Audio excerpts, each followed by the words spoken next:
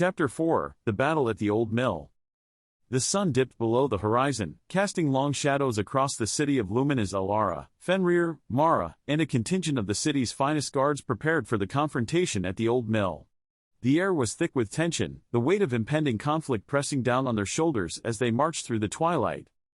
Commander Vale, leading the battalion, was a figure of stoic determination. Beside him, Counselor Thorn's expression was grim, his usual eloquence replaced by a silent resolve. The group moved quietly, the clattering of armor and the soft murmur of strategy the only sounds breaking the evening's calm. As they approached the mill, the outline of the decrepit building loomed ominously against the night sky. Elara felt a chill run down her spine, not from the cold, but from the magnitude of what was at stake. Fenrir, sensing her unease, nudged her hand with his nose, offering comfort. Mara scouted ahead, her small form barely noticeable in the dim light.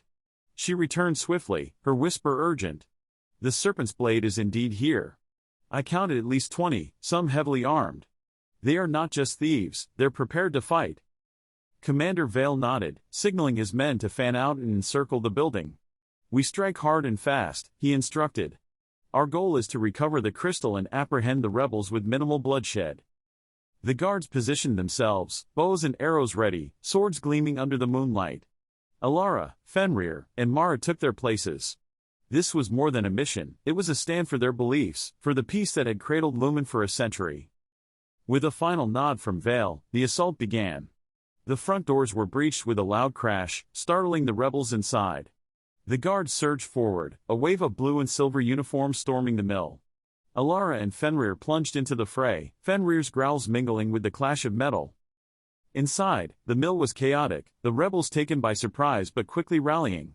The sound of steel clashing, shouts, and the thud of arrows finding their marks filled the air. Amidst the chaos, Elara spotted the leader of the Serpent's blade, a tall figure wielding a sword with a serpent-shaped hilt. He fought with a fierce determination, rallying his followers. Mara darted through the melee, agile and silent, making her way towards the back where the crystal was likely kept. Elara fought her way through the rebels, Fenrir at her side, each move synchronized and precise. Their bond, strengthened by countless hours of training and real-world skirmishes, was evident in their fluid teamwork. As Mara reached the back room, she found the Luminary Crystal on a pedestal, guarded by two rebels. Without hesitation, she leapt into action, her small size an advantage in the tight space. The guards, surprised by her sudden appearance, were quickly subdued. Meanwhile, Elara confronted the leader of the Serpent's blade. Their swords clashed, sparks flying with each contact. "Why endanger the peace?" she demanded, parrying a vicious strike. "The peace is a lie," he spat back, his blade sweeping dangerously close.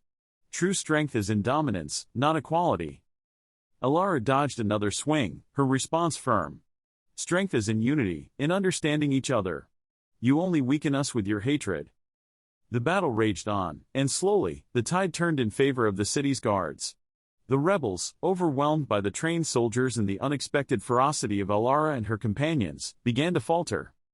With a final, well-aimed thrust, Elara disarmed the leader, Fenrir's growl at his throat ensuring he made no further move. "It's over," she breathed, her heart pounding with adrenaline. As the last of the rebels were rounded up, Commander Vale secured the area, ensuring no further threats lingered. Mara emerged from the back room, the Luminary Crystal cradled safely in her arms. The journey back to Lumen was solemn, the crystal recovered but the scars of battle fresh. Counselor Thorn, witnessing the courage and resolve of Elara, Fenrir, and Mara, knew this event would be etched in the city's history. "You have not only saved the crystal but also our way of life," he said gratefully as they approached the city gates. The battle at the old mill was over, but the struggle for peace would continue. Elara and her companions had shown that it was not through dominance but through courage, unity, and understanding that true strength was found. As they entered the city, their spirits were wary but resolute, ready for whatever challenges would come next in the ever-unfolding story of Lumen.